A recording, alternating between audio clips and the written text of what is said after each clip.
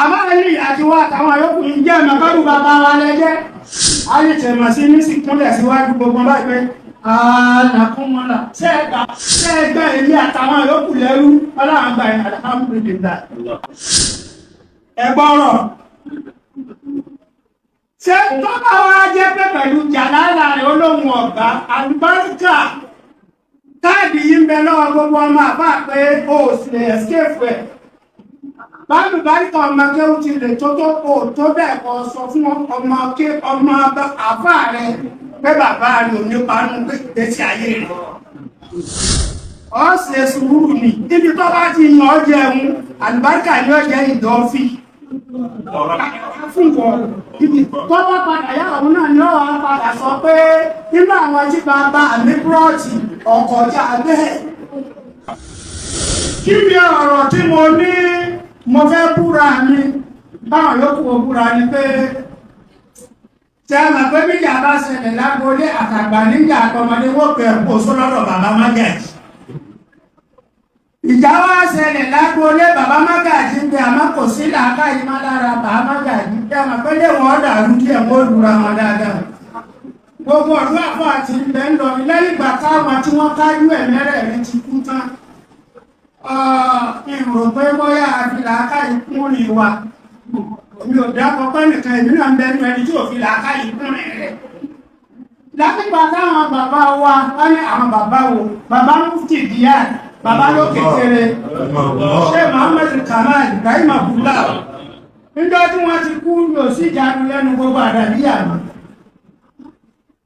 Wọ́n ti jọ dárún sẹ́nu, ẹ̀sìn wọn ò ní ìjánu mọ́. Ayémarùn-ún alẹ́hàgàmìlà lórí Rahimahullah. Nígbà tí bàbá ti kú ní gbogbo mọ̀kàtí oníkanu mọ́ tí ó kọ̀ntúrò. Ẹlẹ́kẹta, bàbá wa Al-Yusufu Al-Abwa yìí ń jọ tí wọ́n ti kú ní òbí sí ìjánu lẹ́nu gbogbo mọ̀sódòrò mọ́. Lẹ́mọ̀ pé nítorí ń fi bàbá tèmi káyìn, ọ̀gbádùmọ̀ tẹ́lẹ̀ sì dínkù gbádùmọ̀ nínú abẹ́ ẹlé ni. Tí ẹ̀lọ́ aṣẹni tọ́lọ̀ ń fẹ́ nílò lọ́mọ bí tí bàbá ti wá wà, kò sí wá sí eríta, kò sí tabẹ́lẹ̀, kò sí mọ́ àmọ́. Àmọ́ tó bá tọ̀lọ́ àmọ́ pé ó kìí síbẹ̀.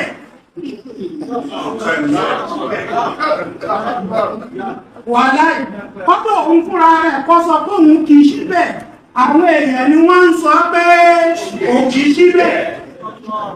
Àwọn àṣẹdé bí ọ̀rọ̀ sí ṣe Ibrahim sọ ní máa kún tó ara náà sí ẹ̀ọ̀dá.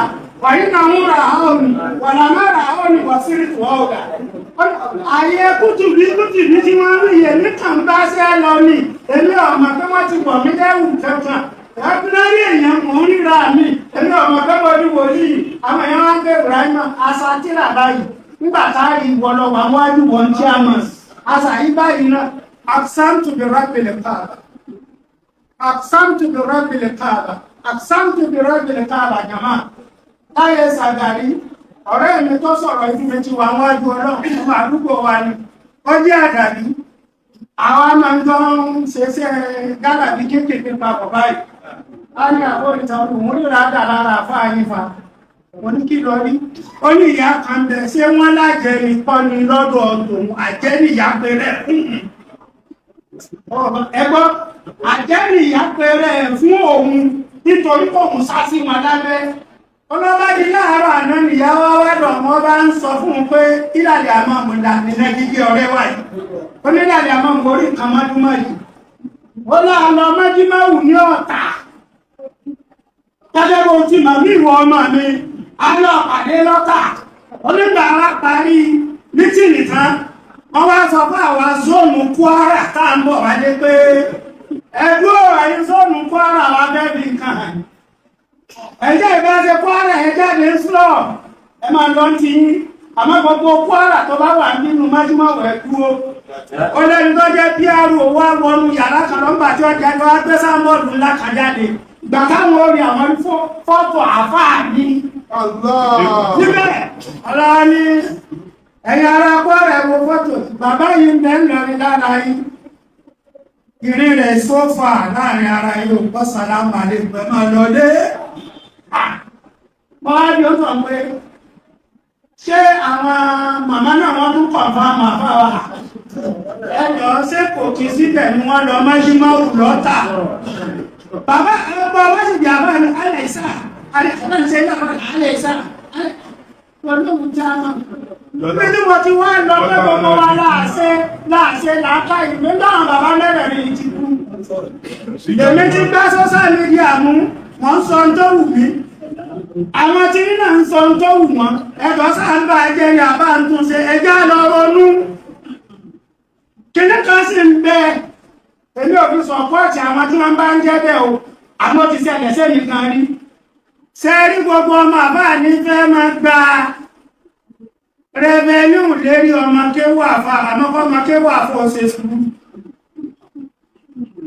Gbogbo ọmọ àfà wọn ọmọ ń pa díútì bàbá wọn lómi díútì àmọ́ wọ́n gba rẹ̀vẹ̀nú lọ́dọ̀ ọmọ kéwú ní kó ṣe sùúrù. Wọ́n ní ìgbòlò tìrí yẹn Mọ̀lánà ṣe Ahmed Tijani rahimahullah bó ti tó bí mu àgbà ọmọ akẹ́wù wọn tí gbogbo alùtẹ̀rí kàgbé wá ní alìtẹ̀nà sí ní ẹgbọ́ bá ṣe Tijani dáadáa kọ́lọ wájú rẹ̀ kọ́lọ katira alìtẹ̀nà sí ní làgbà ọmọ akẹ́wù Ahmed Tijani mọ̀lá káwọn tí ṣe òkú báyìí gbogbo àwọn ọmọ àbáàbá kótọ̀ wọ́n lọ́rọ̀ ń bẹ̀ ẹ̀yàn ọmọ akẹ́wù afẹ́ yìí Àwọn sì kó àpáàtà ọ̀rọ̀ ń bẹ mítí ní ilẹ̀ gbogbo èèyàn ọmọdé ò sì káfẹ́ rí láti rí alì àti àwọn ọmọ iṣẹ́ òkúkójọ wá ní ọ̀rọ̀ káfẹ́ bẹ́ẹ̀ni ọmọdé ò sọ yìí tí ọba nílẹ̀ kẹdára lóhùn àmọ́ alì àti wá àtàwọn ayókùnrin jẹ́ ìmọ̀kọ́dù bàbá wa lẹ́jẹ́ alì tẹ̀mọ̀ sí ní sì kúnlẹ̀ síwájú gbogbo báyìí Àlàkúnmọ́lá ṣẹ́ẹ̀gbẹ́ ilé àtàwọn yòókù lẹ́rú ọlọ́àgbà alhamdulillah.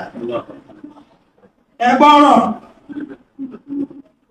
Ṣé tó bá wá jẹ́ pé pẹ̀lú jàlálà rẹ̀ olóhun ọ̀gbá, àlùbáríkà, káàdì yìí ń bẹ lọ́wọ́ gbogbo ọmọ àbá pé ó sì lè escape ẹ̀. Bálùbáríkà ọmọ kéwú ti lè tó bẹ́ẹ̀ kọ́ sọ fún ọmọ àfá rẹ̀ pé bàbá rẹ̀ ò ní parun pé tẹ́tí ayé rẹ̀. Ó ṣe sùúrù ní ibi tó bá ti yàn ọ́ jẹun àlùbáríkà ní ọjẹ́ ìdọ́fí. Fún wọn ibi tó bá padà yá òun náà ní ọ̀wọ́ padà sọ pé nígbà àwọn tí bàbá mi búrọ́ọ̀tì ọkọ̀já bẹ́ẹ̀.